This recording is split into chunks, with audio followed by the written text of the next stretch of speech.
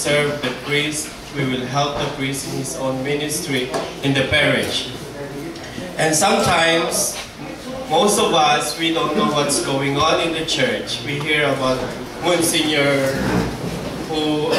Bishop, Cardinal, and all of that.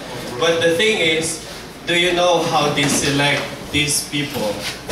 And what are these, what's their function?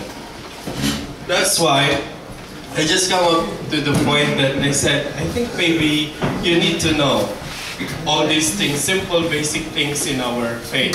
Right. First is that in the church hierarchy, the Pope is always the head. The lineage of the Pope started from Peter, passed through the apostles and the different popes. And now we have Pope Benedict XVI. The Pope is elected by the College of Cardinals. And the Cardinals' way to elect a Pope is through a conclave. Can the Pope resign? No. Until his death, he will be a Pope. And then, followed by the Cardinals. The Cardinals are called the princes of the Church. They are the main electors of a Pope. They can gather together after the Pope's death. They will gather together in a meeting called conclave.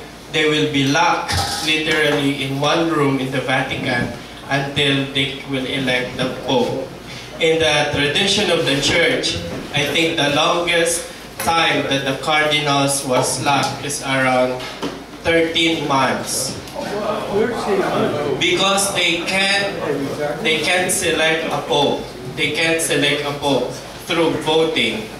And so literally, since they were locked, some people were just giving them food in there. So it forced them to really meet and agree who will become a Pope, because they are literally locked in one room. So these are the College of Cardinals. So College of Cardinals came from different parts of the country. They represent different nationalities in the life of the church.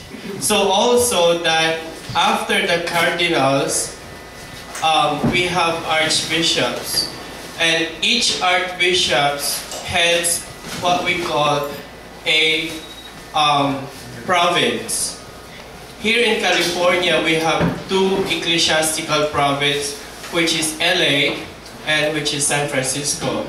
The Diocese of Sacramento is under the direction of the Archbishop of San Francisco. It composed of Santa Rosa, Stockton, Reno.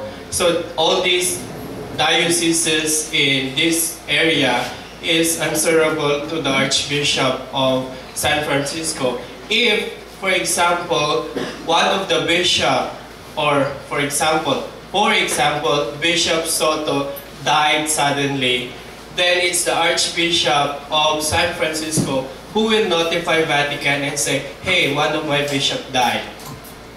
And so you have to give me one more bishop. So that's the province of San Francisco as an archdiocese that has jurisdiction here in the Diocese of Sacramento. What about if a bishop died? What do we need to do? Then the Archbishop will notify the Vatican, and then the Vatican may appoint what we call Apostolic Administrator. He can be a priest or he can be a bishop from other dioceses.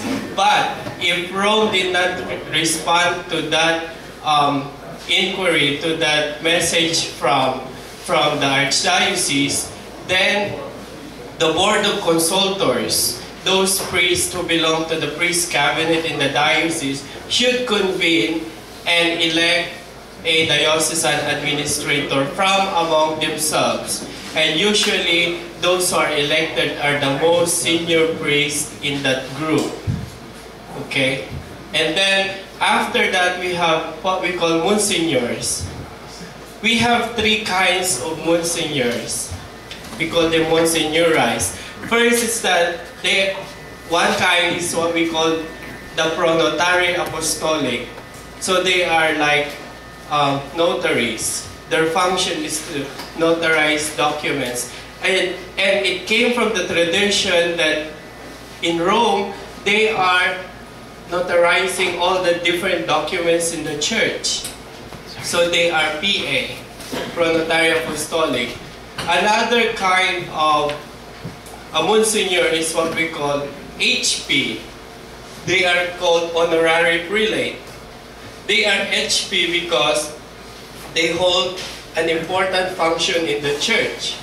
For example, we have different Monsignors here in the diocese, and after their name, they will say, for example, Monsignor blah blah blah / HP, Honorary Prelate, because maybe they are vicar generals or they have different functions in the church. Or also, it can be a reward to their contribution in their service as a church, as a priest in the church. And the last one is what we call the Papal Chamberlain. He is called Monsignor, but he is a Papal Chamberlain. So after his name, he has his initial PC. Chamberlain because in the history of the church, those Monsignors are the ones serving the Pope. So they are the PAs, personal assistants of the Pope before. They carry the bags, they carry all these things. But now it evolved from there, and now it has a different function. Also, it's a church function. And then here comes the ordinary priest. Are these kinds of titles means that they are higher than each other, especially the Monsignors, the Cardinals, and everything? No, these are titles. Titles that that they have a responsibility, more responsibility. And also for a cardinal, anybody can be a cardinal. You can be a cardinal. One of these days, the Pope might ask, hey, why don't you come here? I will designate you as a cardinal. But if a priest is assigned as a cardinal, right after his appointment, he should be ordained as a bishop. But if a lay person will be assigned as a cardinal, then he can be, he will just remain as a lay person. Why? Because to be a cardinal is just a title. You need to participate to one ministry in the church. And the question is, and also in the history of the church here in the U.S., we have, for example, Cardinal Avery Dallas. He is a priest. He is a Jesuit priest, and they elected him to be a cardinal, but he chose to remain a priest. He doesn't want to be ordained as a bishop. Remember, I told you when you're a priest, after that you should be ordained as a bishop. So they respected his appeal that he should remain as a priest. And also, these cardinals, they will retire at age, what's the retirement age? 80. They can vote. Even if they're alive, if they reach that age 80, they can vote for the next Pope. So they can enter into conclave. So they will be observers. Not even observers. They can just be an ordinary guy waiting for who will become a Pope. But they can vote. Only those cardinals 80 below can vote. For the bishop will retire at age what? 75. Unless the Pope wants him to continue. In China, up until now, there's an archbishop there at age 98. Because of the persecution in China, the Pope can appoint a new one, so he can, I just don't know how he functions in there. Maybe he has all his allies and all his helpers.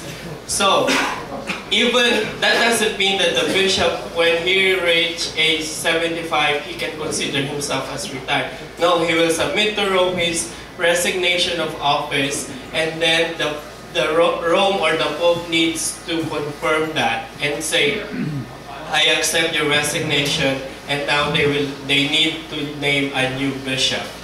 So, what do we need to do here? something in here is that the nature of our church is hierarchical. There's all these hierarchies, but at the same time, it came from the divine inspiration of God that we will be governed by men, inspired by the Holy Spirit. That's why we have them. We have them to guide us in our faith, in the different issues of the society, in the different issues inside our church. What do we need to do? We need to pray for them. We need to pray for them that they will serve us more boldly, more faithfully, and more inspired by the power of the Holy Spirit and inspiration of all the saints in heaven. So that's our job. So, next time, if you receive a call from Rome, and Anuncio will say, "Can I talk to you?" Just say, "Yes, I accept." Thank you.